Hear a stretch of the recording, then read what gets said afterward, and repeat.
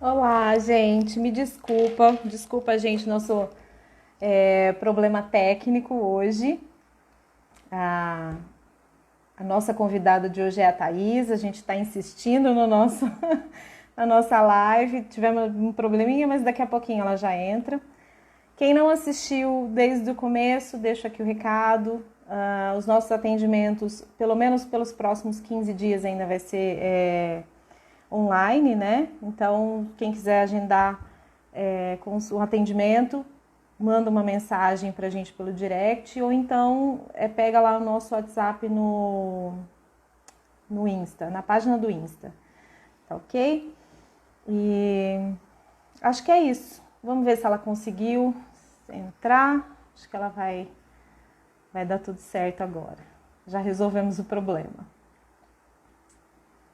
Aí, agora sim. Deixa eu te ver, que saudade. Que linda. Tudo bom, Thaís? Tudo bem? Você com um probleminha de comunicação, não é Mercúrio retrógrado, mas deu certo agora. E, Que coisa boa. Thaís, queria que você se apresentasse para todas as pessoas. A maioria das pessoas aqui que está assistindo a gente hoje online te conhece, mas esse vídeo vai ficar gravado no IGTV e também no YouTube. Então, é para todo mundo te conhecer, saber quem é você e falar, iniciar o nosso tema, que é o transtorno do espectro do autismo e as habilidades sociais. E aí você toma que a bola é sua. tá certo. Eu sou formada em psicologia aqui nos Estados Unidos e eu trabalho como gerente de qualidade clínica num programa que faz grupoterapia para crianças e adolescentes com autismo. O objetivo do nosso programa é ajudar para que eles desenvolvam as habilidades sociais, o que geralmente está em déficit nas pessoas que têm autismo. No geral, é isso que eu faço e eu trabalho com uma população de vulnerabilidade social. Ótimo.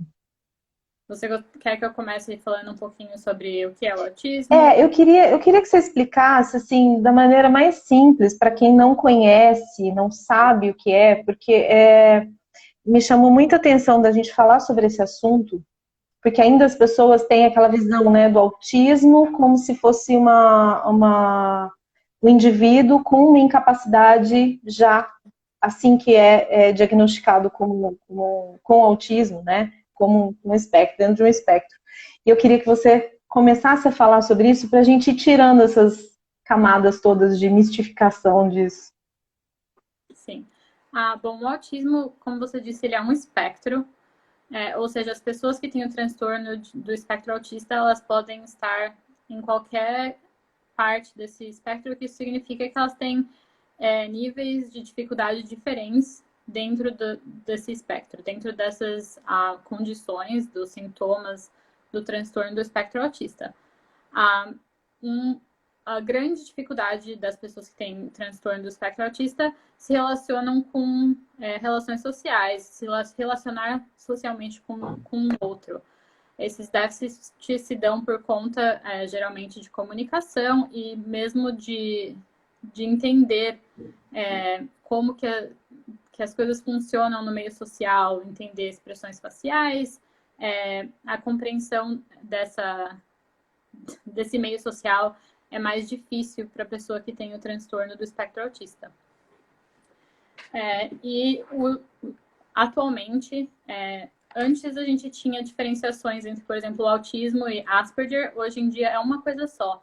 Todas as pessoas que têm autismo são diagnosticadas dentro desse espectro em três subdivisões, que precisa de muito suporte, precisa de médio suporte e precisa de pouco suporte, basicamente. Então, dependendo do quanto essa pessoa é independente, é que ela é diagnosticada e assim você consegue entender quais são as necessidades dessa pessoa com relação à terapia. Nesse caso do muito suporte, seria porque dentro do geral que todo mundo observa, normalmente, quando ela precisa de muito suporte, ela tem outra comorbidade, né? Ela está associada com outras doenças que estão juntos do diagnóstico que ela teve de autismo. Uhum. Geralmente ela está acompanhada de um transtorno intelectual ou, como você disse, outras coisas que acabam tornando esse diagnóstico um pouco mais sério e fazendo com que essa pessoa precise de mais suporte. Mas geralmente se dá com relação a esses sintomas serem mais exacerbados, né? A comunicação, que é a mais difícil, ou não existe comunicação. O que eu quero dizer com isso é a pessoa não consegue, não tem linguagem, não consegue se comunicar com o outro. Tem a questão também de entender o mundo de uma forma mais abstrata, que as pessoas no transtorno do espectro autista veem as coisas de uma forma muito concreta e têm dificuldade dessa flexibilidade de entender, de se adaptar a mudanças. Então, esses sintomas são mais exacerbados dependendo de onde essa pessoa está nesse espectro.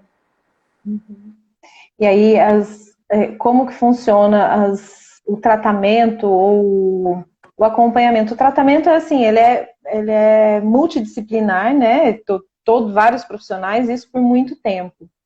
Como que isso insere após o diagnóstico, desse indivíduo que tem esse transtorno, independente do espectro que ele esteja? Isso. É multidisciplinar. Geralmente, a equipe é formada por terapeuta ocupacional, são psicólogos que, e mesmo aí no Brasil, que trabalham com o ABA, que é a aplicação da Applied Behavior Analysis, análise do comportamento aplicado, e com o terapeuta de fala, fonoaudiólogo. Calma, relaxa, que é bate-papo. Bate-papo, relaxa.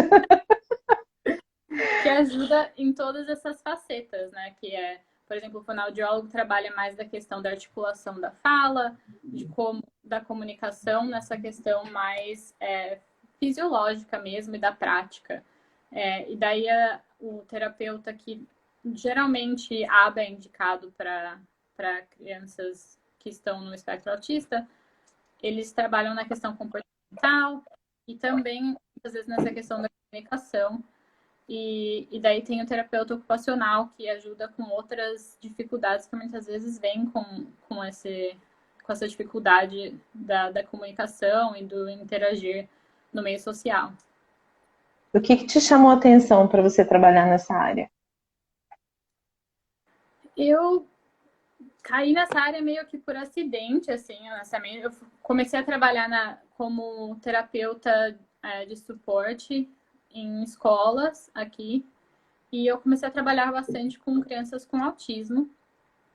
E para mim foi muito interessante assim ver o desenvolvimento, o desempenho, o progresso deles, entender e ver mesmo como cada criança era muito única. Essa questão do espectro ela é muito visível quando você trabalha com crianças com autismo, porque realmente o nível de necessidades, como que isso se manifesta é muito diferente. Então, eu sempre achei muito interessante as necessidades do seu cliente e ver com ele, para ele, especificamente, dentro de... Tá travando um pouquinho o seu áudio, sabe, que é então útil, talvez eu te peça para repetir alguma coisa, tá?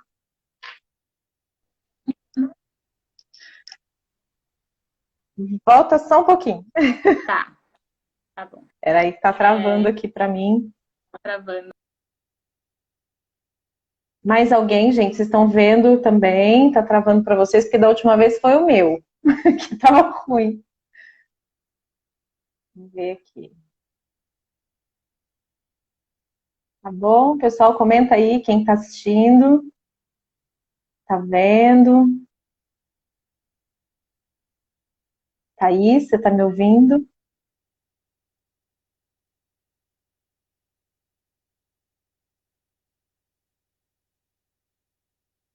Travou as duas, Ana, ou só a Thaís?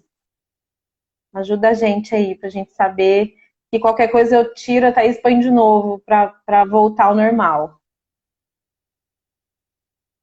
Da Thaís, né? Thaís, então vamos ver se voltou aí. Certo?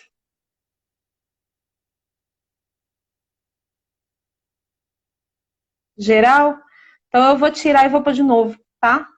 Espera aí que eu já volto aqui. Espera aí, Thaís. Te chamo de novo.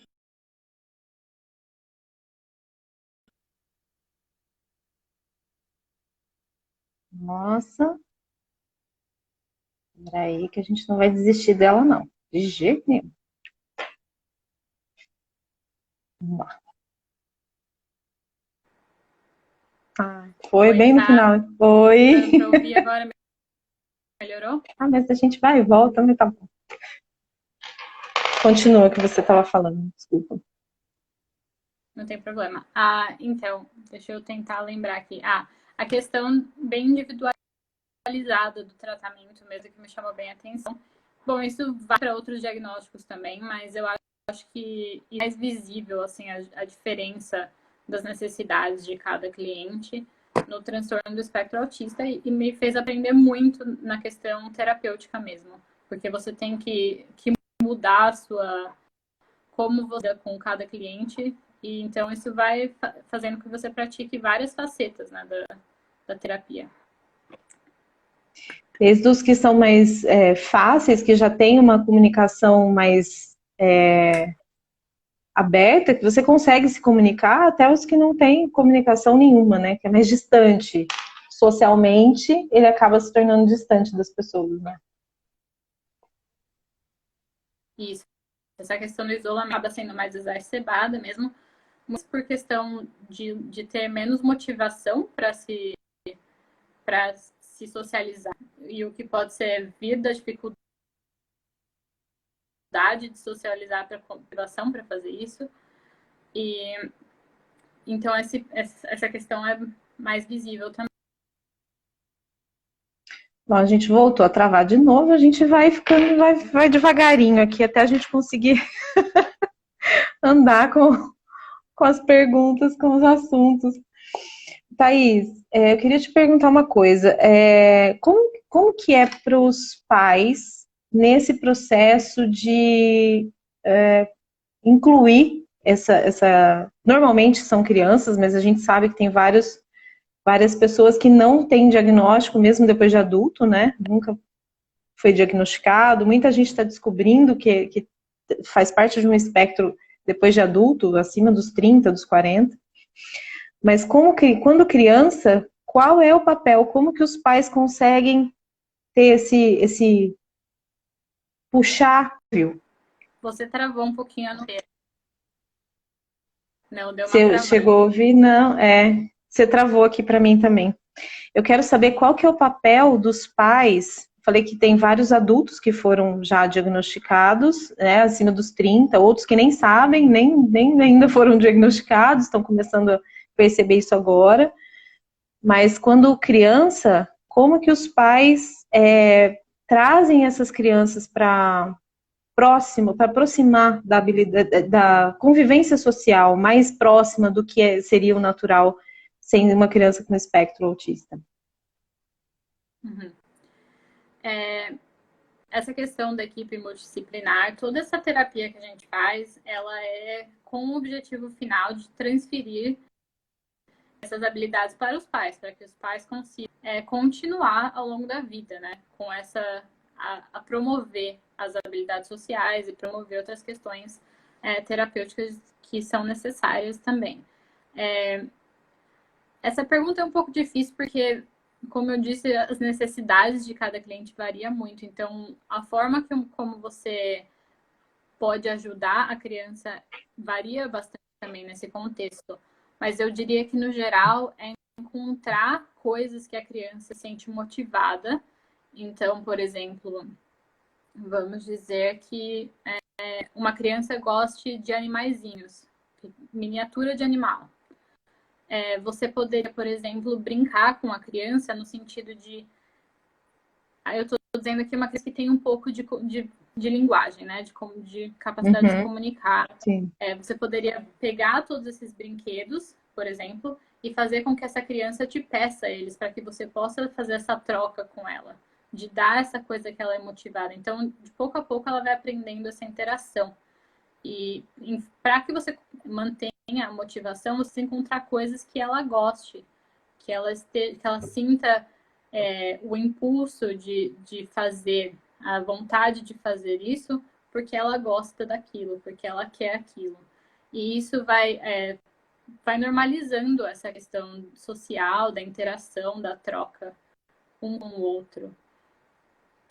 Mas, como eu disse, varia muito. O programa que eu trabalho tem uma variação tão grande no sentido de adolescentes e crianças que pouquíssimas pessoas conseguiriam identificar os sintomas do espectro autista neles, até pessoas que são bem estereotipadas, que são bem visíveis, assim, que tem vários sintomas e que você consegue perceber. E a forma como que a gente trata cada grupo é bem diferente por conta disso, né? Porque as necessidades são bem mais fortes e mais... você tem que ir um pouco mais para a base das relações sociais, dependendo do nível de necessidade dessa criança, né? Eu tava vendo um canal. Não, tá ótimo, é isso mesmo. Eu vi um canal de um rapaz, ele deve estar na faixa agora dos 17, 18 anos. Ele tem um canal no YouTube e ele explica, né, para as pessoas que como é ser autista, como é a vida dele e tudo mais. E aí, ao longo desse tempo, ele citou um piada, né, humorista que usa o estereótipo do autista como se fosse um extremo da incapacidade cognitiva, física, mental e tal. Então, o desconhecimento é o que eu acho que mais prejudica na convivência, né, ou na inserção das crianças ou dos adultos, no caso. Não sei se você me ouviu, que você travou para mim. A sua pergunta.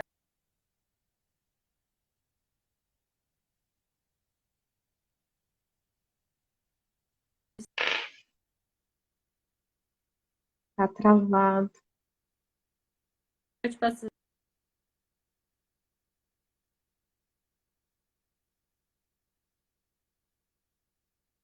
Tá girando aqui, tô esperando um pouquinho para ver se volta.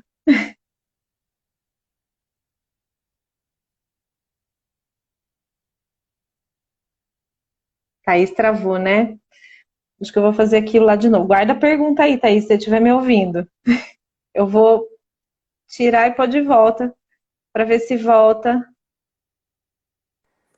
você aqui. Deixa eu ver. Dá para continuar. eu tô te ouvindo, tá me ouvindo? Tá me ouvindo bem? Agora você tá aparecendo inteiro, sem travar. Pode continuar. Você ouviu minha pergunta? Com certeza. Ai, que lindo, é tão bom quando trava num sorriso bonito que a gente tá com saudade, né? Fica só olhando.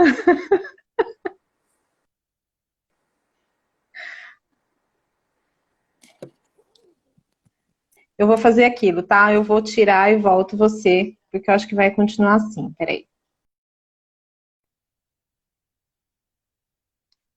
Gente, volta e trava de novo. A conexão lá tá ruim. Nem o áudio tá ficando bom. Peraí, cadê você, Thaís? Aqui, voltou. Tá caindo mesmo.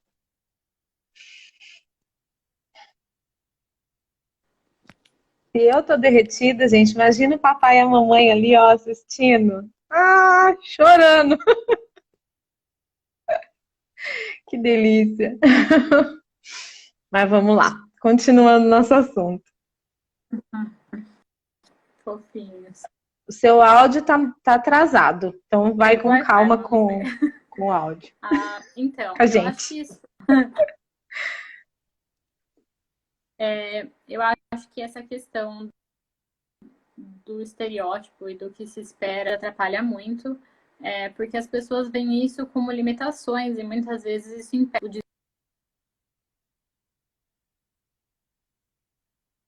sociais ou até outros tipos de habilidades nessas crianças. Né? Elas não são incapazes de melhorar ou de desenvolver essas habilidades só porque elas têm um déficit. E eu acho que muitas vezes acaba sendo um fator que atrapalha tanto no como as outras pessoas de fora tratam essas crianças e que acabam, ao invés de ajudá-las, acaba promovendo a continuação desse, quanto dos pais, que muitas vezes tem essa questão do ele é assim mesmo, ela.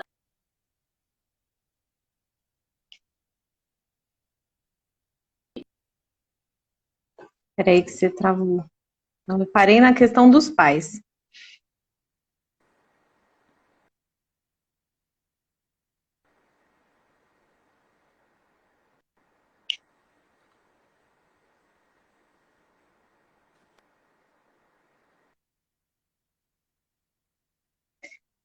Nada? Não tá me ouvindo?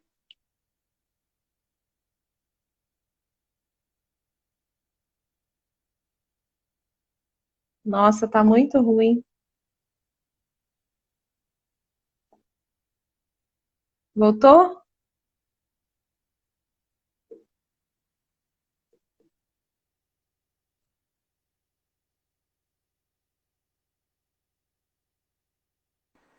É o amor que tá travando, Bru. É isso aí. É muito laga aí, ó. Chorando aí, ó. Ai, ai. Vou fazer de novo, tá, gente? Aguenta aí que a gente vai e volta até dar certo esse papo continuar.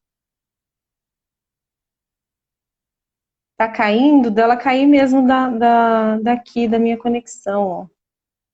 Vamos ver.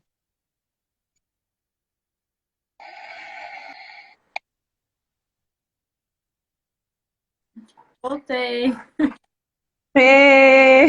Tá brincando de esconde-esconde, né, Thaís? Vou ficar aqui agora.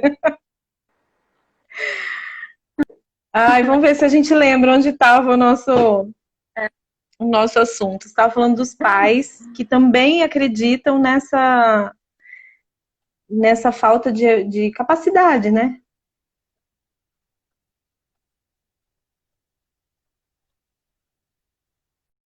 Né?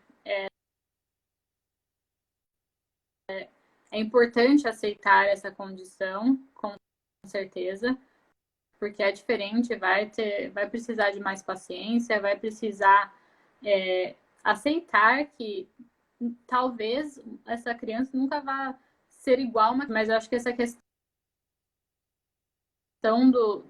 do acreditar que existe essa limitação, melhora de conseguir fazer mais coisas do que consegue atualmente, atrapalha nessa questão do desenvolvimento mesmo.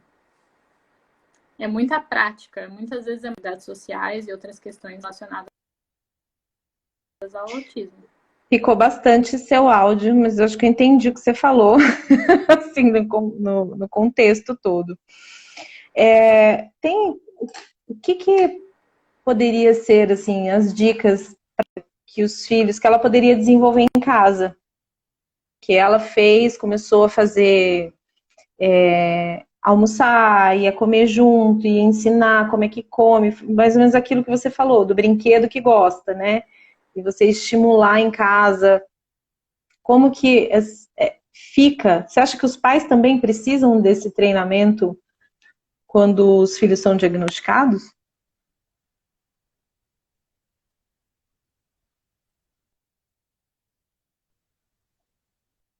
Me ouviu, não, né?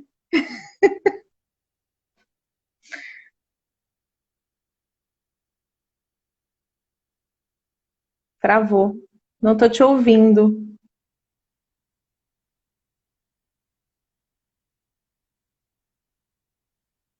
Difícil, hein, Neivinho?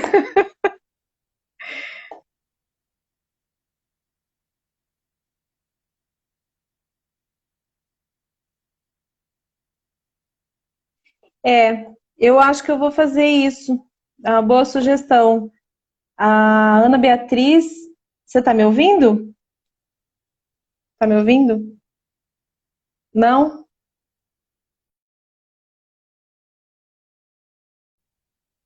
Pelo menos quando eu volto, ela ouve. Vou fazer isso, gente. Se a gente não conseguir mais.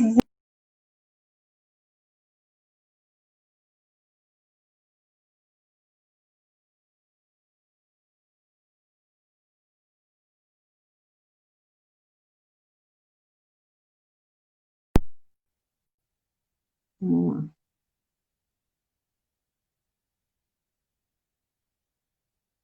Eu faço as perguntas para ela, ela faz o vídeo e responde. Eu travei? Ah, não falta mais nada agora, então. Tô tentando, gente. Eu tô insistindo aqui. Mas se por acaso continuar travando, a gente faz isso, tá, Thaís? A gente manda as perguntas e aí você grava um vídeo respondendo pra gente. Não era isso que a gente queria. Eu não tô te ouvindo. Tá me ouvindo agora? Ah, agora sim. Agora sim. Combinado. Onde a gente parou? Na questão dos pais ajudarem a estimular em casa. Essa questão é essencial com cada parte do transtorno do espectro autista, né? Como você disse, por exemplo, coisas tão simples como ensinar a comer. Mas uma coisa que é muito importante é realmente achar essa motivação. O que motiva essa criança? E até a questão de, por exemplo, tem um chocolatinho que a criança gosta. Você fez essa atividade com ela e no final você dá um chocolatinho. Coisas que façam ela sentir que aquilo que ela fez tem valor. Até na reação dos pais, por exemplo, reações de muito bem, gostei que você fez isso, e bem específicas. Por exemplo, gostei que você usou a colher para comer. Uhum. Usando essa questão específica do que foi que você gostou, não só do e, para que a criança saiba o que ela fez de certo também. É porque normalmente os pais entram no aspecto da correção, né, das atitudes que ele não quer que a criança reproduza, enfim, vários palavrões e tudo mais, e esquece de celebrar ou de compensar quando o esforço imenso que fez para conseguir não fazer aquilo que ele não quer, né? Isso. E até a abordagem que a gente tenta utilizar quando a criança tem algum comportamento que é indesejado, é dizer para a criança qual é o comportamento desejado, ao invés de tentar colocar, trazer para a luz ou colocar em evidência o que ela fez de errado. Então, por Uhum. exemplo, a criança comeu com a mão. Olha, usa o garfo. Aí usou o garfo. Gostei que você usou o garfo. Então, realmente, de tentar utilizar mais aquilo do que a criança faz de certo para que ela sinta, eu estou fazendo coisas certas. Quando eu faço Uhum. isso, a minha mãe reage de forma Fica positiva, feliz. de forma positiva. E é como as crianças, no geral, aprendem em grande parte pela É, reação das pessoas. o que acontece é que as pessoas acham que, normalmente, principalmente quem não convive, né, acham que você vai aprender assim, é natural. Para algumas crianças que têm algum um déficit como esse, é um esforço muito grande conseguir comer, né, usar aquilo, ou fazer, usar uma roupa, ou enfim, cumprimentar as pessoas, inclusive, né, condições de sociabilidade toda, é um esforço muito grande, né? Isso. Sim. E até questões que as pessoas não imaginam ou não entendem, mas, por exemplo, a questão da comida. As crianças com autismo têm uma questão muito forte sensorial, de uma necessidade de sentir a textura das coisas, ou de gostar ou não gostar das coisas por conta da textura. Isso acontece muitas vezes com relação à comida. A criança não gosta de uma comida especificamente por causa da textura que aquela comida tem. Uhum. Eles têm gostos muito restritivos. E muitas vezes as pessoas não entendem que o motivo desse gosto restritivo é por conta de como isso faz eles se sentirem, ou dessa necessidade sensorial que eles têm. Que é paladar e textura de brinquedo, de roupa, de tudo, né? Isso. Bastante a questão do tato mesmo, também. Eu acho, assim, pelo que eu tenho observado, faz muito pouco tempo que, que os diagnósticos, né, que esse espectro foi se ampliando. Eu acho que ainda é muito cedo, a gente não tem ainda a parte genética, que eles com certeza vão desenvolvendo ao longo do tempo as respostas que algumas pessoas querem, né? Que alguns espectros têm muita dificuldade, eles têm muita intensidade e muita habilidade em outras, né? Sim, eu acho que, em parte, por eles terem um gosto muito restritivo, acaba sendo que eles se desenvolvam muito bem nessa questão. Ou mesmo questões, como você disse, que a gente não sabe a causa exatamente ainda, né? Entende-se hoje em dia que o autismo é causado por questões do desenvolvimento neurológico, com fundo genético e possivelmente outras questões como ambientais, mas ainda sabe-se muito pouco do que causa, né? E como que isso se desenvolve. Os estudos ainda não são conclusivos o suficiente. Mas sim, eu tenho muitos clientes que são ótimos desenhistas, então eles têm essa coisa que eles amam, que eles fazem com muita paixão e que eles são muito bons fazendo, com certeza. E que aí só fica perfeito, né? Porque faz uma coisa maravilhosamente bem e eles têm uma atenção que é uma coisa absurda. Dedicam uma atenção que a gente não consegue nem entender, né? Como funciona, assim. Deixa eu ver o que mais que eu queria te perguntar. Eu queria que você falasse o que você pode sugerir para as pessoas quando elas têm acesso a essas informações, a convivência que elas podem fazer, passar um geral, assim, como entender o autismo na sua forma mais simples, assim, mais simples. É lógico que tem várias especificidades, eu sei que é um assunto que, nossa, dá para pegar um espectro e navegar ali muito tempo. Mas o que você pode dizer para as pessoas que a gente pode ajudar? A Bruna está falando aqui uma memória sensacional, inclusive, que é mesmo. A bichinha Sim, tem uma memória. pensando nessa questão, até é engraçado alguns clientes que ficam recitando filmes que assistem ou músicas que ouviram, assim, as falas, a cada palavra das falas dos filmes, porque realmente essa questão da memória das coisas que eles se interessam é incrível.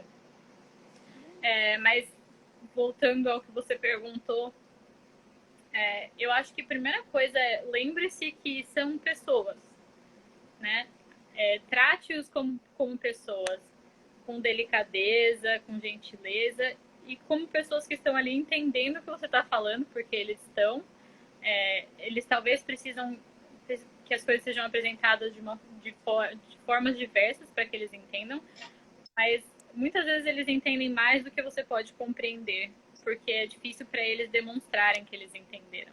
Uhum. Dessa comunicação de duas vias, né? Que muitas vezes não existe, ou existe um déficit.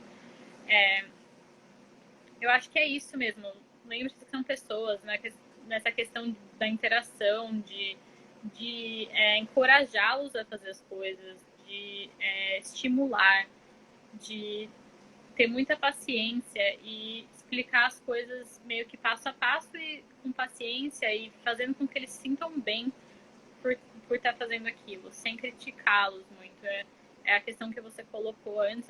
Muitas vezes os pais têm a tendência a criticar as coisas erradas que os filhos fazem, ao invés de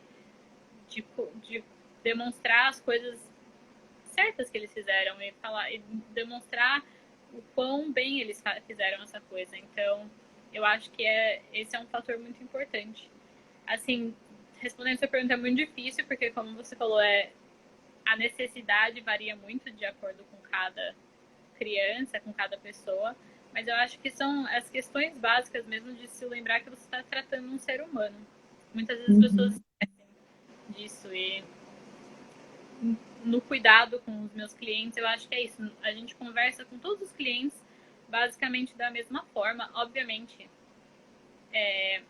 Bom, acho que uma coisa que pode ajudar, por exemplo, é assim, se a criança tem menos habilidades para comunicação, quando você for dizer o que ela precisa fazer, tente usar menos palavras. Então, ao invés de dar um comando, por exemplo, você pode pegar isso aqui, colocar isso ali, tentar usar frases mais curtas e com claridade no que você está pedindo. Então, A Ana Beatriz fez uma pergunta aqui. O acesso a essa equipe multidisciplinar existe de forma pública ou somente privado? Todos os níveis sociais conseguem ter acesso a esse tratamento essencial? Bom, aí a gente está falando de onde você está, né? Porque aqui já é um pouquinho mais complicado, mas explica pra gente aonde você está, como funciona. sim. Bom, aqui nos Estados Unidos, no geral, a questão de saúde pública é horrível, é bem precária, porém, com relação a pessoas com diagnóstico do espectro autista, eles têm acesso à saúde pública. Uau! Então essa questão do acesso a esses serviços multidisciplinares são feitas de forma pública. Existem serviços privados também, mas a empresa que eu trabalho, por exemplo, é sem fins lucrativos e o que a gente recebe é pago por meio do governo e desse sistema que é tipo um sistema de saúde pública, mas nem todo mundo tem acesso. Uhum. Então, as pessoas com diagnóstico de autismo têm acesso Tem acesso. a esse... É um convênio que eles dizem, assim, né? Que diferente, né? Porque aqui acontece exatamente o oposto. Quando você tem, a gente vê isso, né? Normalmente, você tem um convênio aqui, um convênio ali que cobre algumas terapias e tudo mais, mas o combo todo de público, né? O suporte público do atendimento multidisciplinar não existe, né? Uhum. É isso que eu estava conversando com a Bruna hoje, tá longe disso, infelizmente. Sim. Eu acho que, no geral, se a gente fosse falar de saúde pública, o Brasil ganharia, porém, na questão específica das pessoas com diagnóstico do espectro autista, eu acho que aqui realmente o acesso é melhor, porque ter esse diagnóstico somente é o suficiente para que você tenha acesso a esses serviços. E são serviços multidisciplinares. E, na verdade, assim, é meio complexo a forma que funciona, né? Eu até posso dizer que eu não entendo 100% como funciona ainda, porque são muitos nichos de como esse serviço é recomendado e como que a criança consegue acesso a esse serviço. Mas, no geral, é de forma pública por essa parte maior, assim, de saúde pública. E aí tem estadual e regional que cuida da delegação dessas. Ah, entendi. Então é separado, é compartimentado. Então tem um estado, passa para federal e assim também? Isso, e daí essa questão, e até mesmo mais regional, assim. Eu não sei se é por distrito, eu imagino que talvez seja por distrito que é feito. Tem esse órgão que responde aos órgãos do governo que fazem a distribuição desse serviço para empresas que fazem o serviço. Então é meio complexo. Mas. Thaís, a gente não sei qual o tempo, porque como a gente atrasou aqui na nossa entrada, aqui no original tá faltando 10 minutos, mas eu acho que tem um pouquinho mais porque a gente atrasou um pouquinho. Mas aqui eu tenho duas perguntas. O Renato comenta que quanto antes o diagnóstico, melhor, né, para os tratamentos. E a Ana pergunta para a gente se você pode falar um pouco sobre os graus que seriam os espectros, né? Se você pode falar assim um pouquinho, dar uma pincelada de alguns espectros. Então, bom, isso é um pouco complicado. Porque foi aquilo que a gente falou no começo. É muita informação, né? Porque existem também muitas facetas do que os sintomas são e como eles se apresentam. Mas basicamente é o que eu falei, ele é determinado pelo nível de suporte que essa pessoa precisa para que faça coisas do dia a dia, que seja independente. Então, se para fazer coisas simples do dia a dia, como comer, ir ao banheiro, coisas desse tipo, a pessoa precisa de muito suporte, ela seria diagnosticada nessa parte do espectro.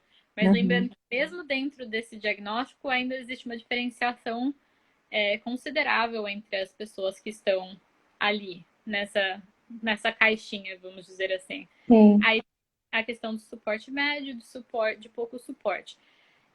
Eu vou te dar um exemplo das pessoas que precisam de pouco suporte, por exemplo, que são alguns dos clientes que a gente tem. Eles, por exemplo, usam transporte público sozinhos, conseguem participar em aulas numa sala regular, normal, sem necessidade de ter atenção especial, um a um, vamos dizer assim. É difícil, gente. Desculpa, é que eu trabalho com termos. Então, específico em inglês. Às vezes é difícil traduzir, às vezes eu nem sei qual é o termo. Eu tô te entendendo quando você dá uma pensada. Eu falo, putz, ela deve estar traduzindo assim simultâneo. É meio difícil, porque são termos, e às vezes não é o termo exatamente que é utilizado em português, né? Mas, Aí enfim, você conversa, né, normalmente sobre isso em inglês. exatamente. O meu cérebro é exercitado nessa questão. Então, eles são bem independentes, conseguem conversar. Existe uma questão, a questão é mais realmente desse déficit social, né? Que precisa de um pouco mais de apoio para se socializar, para entender o que as expressões faciais da outra pessoa significam, para lidar com emoções e questões um pouco mais abstratas. Aí vamos pensar numa questão média, vamos dizer assim, a pessoa consegue se comunicar é que eu não tenho o manual aqui para eu te dizer exatamente, porque isso é uma questão que o manual olha, né? De que forma, qual a complexidade da comunicação é uma parte do diagnóstico. Então, eu não tenho isso para te dizer exatamente aqui na minha frente. Mas se você usa frases completas, é um fator que é usado para determinar. Se você não consegue se comunicar, é outro fator. A gente tem, por exemplo, nossos clientes que estão na parte no lado do espectro que precisa de mais apoio. São, por exemplo, crianças que se comunicam com uma, duas palavras.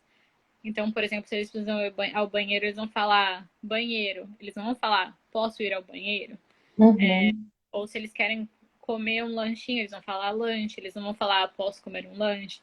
Então, existe esse espectro desde as pessoas que usam essa comunicação de uma palavra ou que nem tem essa comunicação, até as pessoas que conseguem utilizar uma comunicação mais complexa e que acaba tendo mais a questão social mesmo, que é onde o déficit existe. Então, é menos na questão da comunicação e comportamental e mais na questão social mesmo, do se socializar e do entender. Ter dificuldades de se relacionar e tudo nesse sentido. Isso. Deu para entender? Eu não sei se responde bem essa pergunta, Ana. Eu acredito que sim. A diferença do diagnóstico, como eu estava falando para você, tem pessoas que estão sendo diagnosticadas com 35, 40 anos, né? Então você consegue observar isso, o que precisa de... Não, a bebê acabou A de passar bebê, aqui. aquela fofura, coisa mais linda, não tem como não olhar, né? Não, Mas se você precisar encerrar, você pode falar que a gente já encerra. eu Mas acho que ela tá dormindo. Vamos ver. essa pessoa que tem o diagnóstico tardio, ela tem já é analisado isso? Se a pessoa tem uma vida prejudicada por conta disso, por falta do diagnóstico antecipado? Você diz assim, quando o diagnóstico é feito, se Quando isso é feito é adulto. Aí você, assim, você pega, a pessoa já teve uma vida que foi prejudicada por falta de diagnóstico, né? Tem várias pessoas que já não conseguiam se relacionar desde a infância, da adolescência e tudo mais, foi passando, passando, passando até que chega a vida adulta, que hoje a gente tem mais informação, né? Aí você vai ver que a vida da pessoa foi prejudicada por falta de estímulo específico ou de tratamento, alguma coisa assim. sim, eu não sei o quanto essas questões são consideradas na hora de fazer o diagnóstico, né? O diagnóstico aqui é feito por ou psiquiatra ou um psicólogo com um doutorado. Eu não sei o quanto isso é levado em consideração, mas pelo que eu entendo, como os sintomas são apresentados naquele momento, é onde a pessoa se encaixa no espectro no diagnóstico. Então, se ela continua tendo essa necessidade substancial de suporte, ela vai ser diagnosticada nessa parte do espectro. Mas é essencial o diagnóstico, que o diagnóstico seja feito o mais cedo possível. Existem evidências gigantescas de que as crianças que são diagnosticadas mais cedo têm os melhores prognósticos de melhora e de diminuição desses déficits. Então, é com certeza essencial que isso seja feito. Você perguntou o que foi uma das coisas que me fez me interessar por essa área. Eu tive um cliente que tinha 18 anos e ele não tinha comunicação nenhuma. Ele conseguia falar palavras, ele tinha articulação para falar, mas a falta da terapia adequada para ele até aquele momento não possibilitou que ele conseguisse usar essa linguagem para se comunicar efetivamente. Ele tinha uma linguagem única, própria, só para ele. Não era utilizada, né? Não era utilizada de forma efetiva. Ele conseguiria repetir palavras, por exemplo, ou repetir uma música que ele viu, mas a linguagem não era usada de forma efetiva. Deixa eu ver aqui. Bom, Thaís, querida, muitíssimo obrigado por você ter aceitado o convite. Mesmo com essa ida e vinda. Tenho certeza que todo mundo aqui, família, amigos, todo mundo gostou muito de te ver, né? Faz muito tempo que a gente não se vê, de te ouvir. E apesar desse problema de comunicação, eu queria muito que você, em breve, voltasse para falar alguma coisa pra gente, sempre que você quiser, na verdade, tá bom? Prazer é meu. Eu amo falar sobre o assunto, então quando quiser estou aqui. Ótimo, ótimo, perfeito. Então a gente faz outro. Eu queria agradecer essa família toda que tá aí, ó, torcendo para todo mundo, matando a saudade aqui nas lives, que eu sei. Bruna, desculpa, travou aqui a mensagem, não consegui ler o que você colocou. Tá? E Ana Beatriz, recadinho pra você. Eu tenho muita coisa para falar. A Ana Beatriz está fugindo da live, viu, gente? Vamos fazer uma pressão para ela vir falar. Oi, Ana. Bora os terapeutas falar. Beijo, querida. Muitíssimo obrigada, viu? Beijo na sua pequena. Pode deixar, eu dou beijo, Tá? saudade. Tchau, tchau. Beijo, obrigada.